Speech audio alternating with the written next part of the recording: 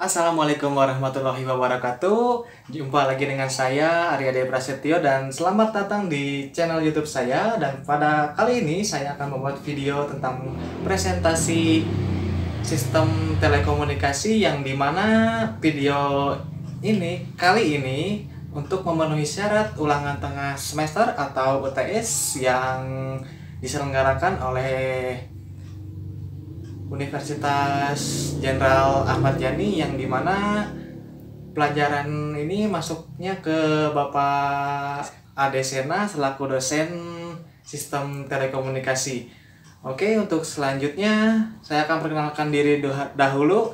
Perkenalkan, nama saya Aryade Prasetyo dengan NIM 2212181022, dan pada kali ini saya akan menjelaskan tentang apa sih itu yang dinamakan dengan telekomunikasi dan yang lainnya. Oke, langsung saja tanpa banyak basa-basi, langsung saja check it out. Oke, langsung saja kita masuk ke pembahasan yang pertama adalah telekomunikasi.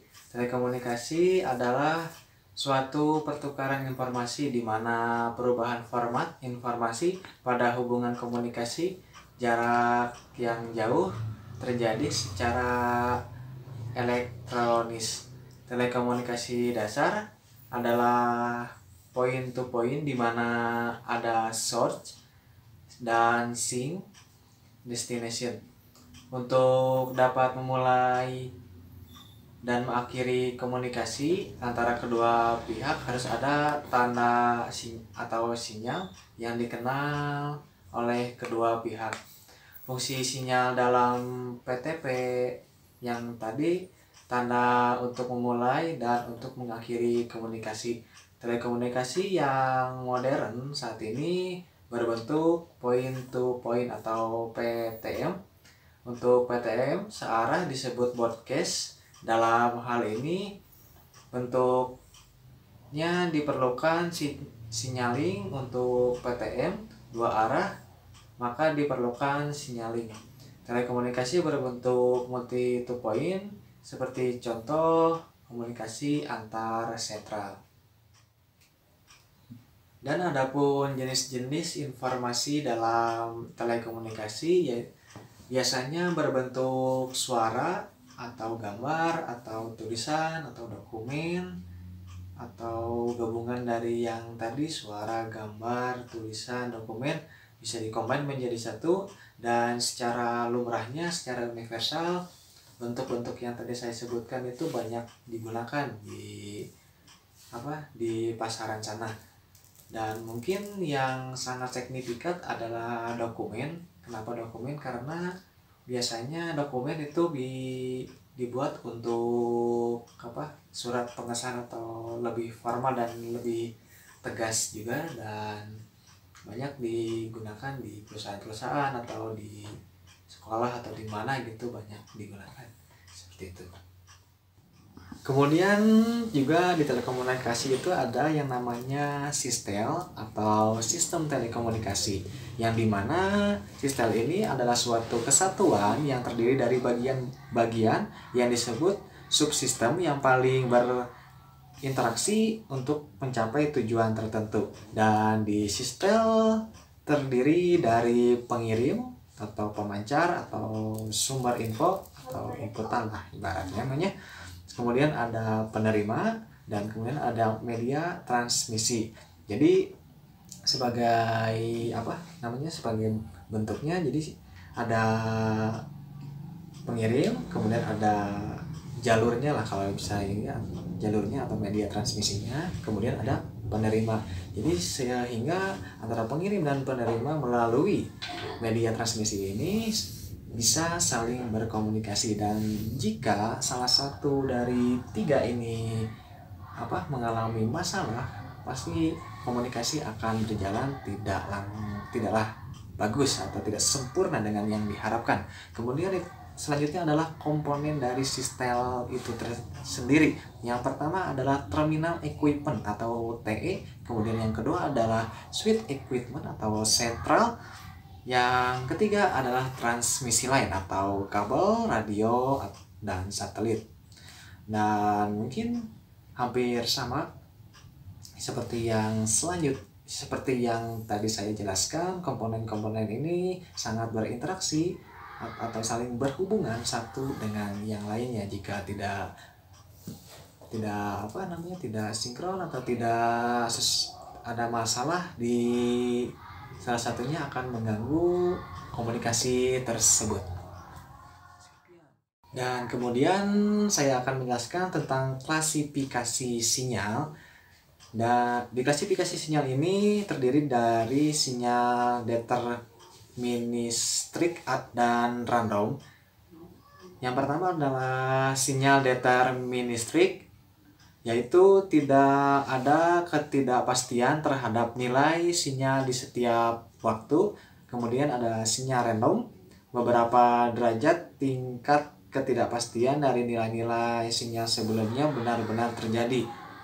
Dan di sini ada juga poin tersendiri, yaitu thermal noise dalam rangkaian elektronik akibat pergerakan elektron secara random. Kemudian ada pantulan gelombang oleh radio lapisan ionosfer yang berada. Tapi pada perbedaan dari dua ini mungkin cukup drastis juga ya, bisa dikatakan cukup bisa jauh lah. Soalnya di sinyal deterministik itu ketidakpastian terhadap nilai sinyal di setiap waktu itu kemungkinan sekecil terjadinya itu, terkecuali pada sinyal random, yang dimana sinyal random ini berbagai macam noise atau thermal banyak sekali di sinyal tersebut. Mungkin untuk noise salah satu contohnya seperti ini ya, kita lagi ngevlog di salah satu area yang banyak angin. Kalau nggak pakai bright cap itu, kita biasanya kan suka anginnya gelembur. Nah itu bisa disebut juga dengan noise, atau bahasa Sunda nama kekerasakan gitulah ya.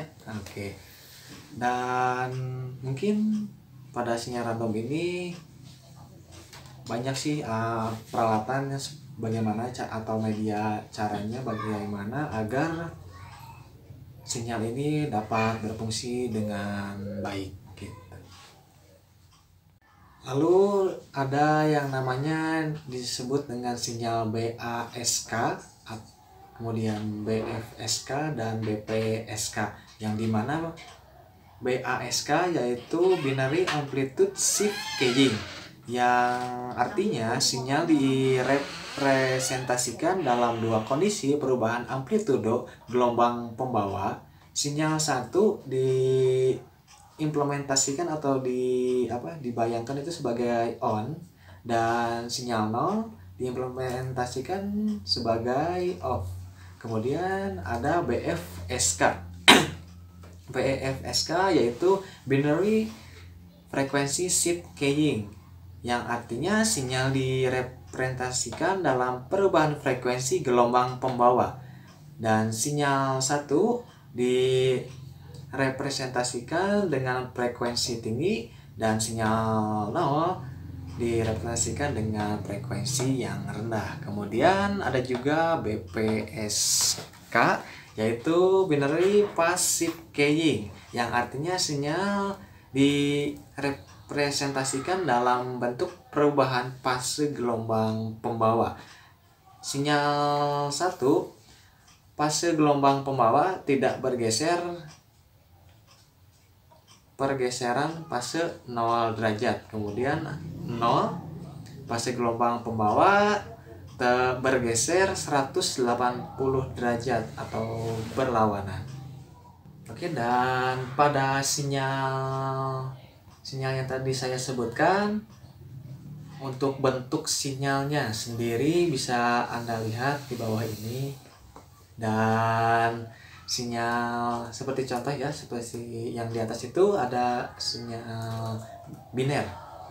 Sinyal biner 0 akan lurus dan 1 akan ke bawah. Kemudian di bawahnya juga ada BASK. Jadi dia akan berlogik 1 ketika si sinyal itu mengalami gelombangnya itu agak padat gitu, agak padat. Kemudian BFSK sama, gelombang yang akan melonjak satu jika dia akan semakin padat, cuman di nolnya dia gelombangnya itu agak ada carang dikit lah. Sama juga di BFSK juga sama seperti yang tadi di BASK tadi. Kemudian di BPSK dia ciri-ciri dia berlogik satu, dia kurvanya itu kayak seperti huruf M setengah gitu, nah itu dia akan berlogik satu, dan sisanya yang nolnya gitu seperti gelombang biasa, cuman biasa gitu, cuman gak berlogik kayak M setengah di atas gitu. Nah, dan juga mungkin hanya segitu yang bisa saya lampirkan dari gelombang sinyal BASK, BFSK, dan BPSK segitu ya. Lalu ada penyajian informasi. Di sistem komunikasi bertugas mengkonversikan informasi ke dalam bentuk yang sesuai untuk ditransmisikan. Jadi transmisi seperti sistem analog diubah ke sistem analog dimodulasi atau AM, FM radio yang banyak kita jumpai di rumah-rumah juga, di lapangan juga banyak ya, seperti Ardan Radio 101,5 Radio Ardan, 109 Radio Cakra dan masih banyak yang lainnya. Kemudian sinyal digital menghasilkan bit 2 memancarkan sinyal digital komputer. Jadi sinyal digital itu pada dasarnya sama ya, 2 bit itu, jadi misalnya dia 0 dan 1. 0 itu jika dia istilahnya off gitu, kalau misalnya 1 dia on. Kemudian sinyal analog juga dapat diubah menjadi sinyal digital dengan menggunakan yang tadi saya sebutkan, yaitu media transmitter tadi. Dan selanjutnya saya akan menjelaskan yaitu tentang transmisi. Transmisi secara umum merupakan suatu proses perjalanan atau penyaluran suatu bentuk energi dari satu titik ke titik yang lainnya, atau bisa disebutkan dengan penyuplai. Kemudian dalam telekomunikasi merupakan suatu proses pengiriman atau pemindahan informasi antara satu titik ke titik lainnya dalam suatu sistem atau jaringan telekomunikasi yang dibatasi oleh suatu jarak end to end sangat jauh. Dalam jaringan telekomunikasi, transmisi digunakan untuk menghubungi pelanggan dengan sentral atau sentral dengan sentral. Bisa dijelaskan kembali bahwasanya transmisi ini adalah sebuah penyaluran dari titik awal ke konsumen ibaratnya ya. Jadi prosesnya itu ada. Jadi misalnya di pertama itu dia dipancarkan, misalnya gelombangnya yang tinggi masuk ke transmisi gitu, terus di penerima diperkecil lagi, kemudian disebar ya, seperti itulah contohnya. Soalnya itu seperti contoh distribusi listrik juga sih, tapi pada dasarnya juga sama saja seperti itu, dan melalui media transmitter tadi. Dan jarak antara transmisi itu jaraknya tidak terhingga, bahkan sampai seluruh dunia bakal terkoneksi secara langsung dari transmisi ini. Dan mungkin transmisi sejenis ini sangat membantu di era modern sekarang, yang dimana kita saling berkomunikasi sangat jauh. Ibaratnya dari Bandung ke Surabaya, ada keperluan apa, misalnya lagi butuh duit, kita bisa lagi transfer langsung ada, tinggal enak kan. Nah seperti itu contohnya perkembangan transmisi pada saat ini. Dari transmisi yang tadi saya sebutkan dan berikut ini adalah jenis-jenis transmisi. Yang pertama adalah transmisi analog. Transmisi analog sendiri, sinyal analog ditransmisikan tanpa mengetahui isinya. Kemudian yang kedua bisa berupa data analog atau digital. Yang ketiga terjadi atenuasi jika melebihi jarak yang ditentukan. Dan yang keempat, untuk memperkuat sinyal dipergunakan amplifier, tetapi bisa menguatkan noise. Dan yang kedua adalah transmisi model digital atau transmisi digital ya. Yang pertama sangat memperhatikan isi. Yang kedua, integritas sinyal sangat dipengaruhi oleh noise atau atenuasi dan lain sebagainya. Dan yang ketiga menggunakan repeater. Yang keempat, repeater menerima sinyal. Yang kelima, mengekstrak bit pattern. Yang keenam, mengirim ulang. Atenuasi biasa ditanggulani. Dan yang terakhir, yang ketujuh, noise tidak diperkuatkan. Dan mungkin transmisi digital kalau menurut saya adalah transmisi yang bagus, dimana noise di sini yang poin terakhir tidak diperkuatkan, berarti secara otomatis noise yang dihasilkan, yang timbul juga tidak terlalu besar juga. Oke, dan yang terakhir adalah sebuah model komunikasi sederhana. Dan berikut ini ada gambar ya, yang dimana menjelaskan tentang source system atau titik awal atau pemancar gitu ya. Pemancar kemudian melewati transmission system, kemudian masuk ke receiver. Dan di receiver ini kita dapat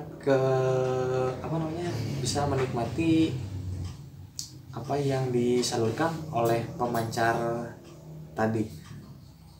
Dan dari receiver tadi ibaratnya kalau kata-kata ini mah, jadi si pengirim pemancarnya dia masuk ke transmitter, dan di transmitter dia diperbesar lagi, kemudian masuk ke transmitter system, kemudian ke receiver diturunkan masuk ke destination atau ke tujuan seperti itu. Dan kemudian ada lagi yang berikutnya, yaitu tentang works system, kemudian masuk ke modem, masuk ke public telepon network, kemudian masuk lagi ke modem, dan masuk lagi ke server.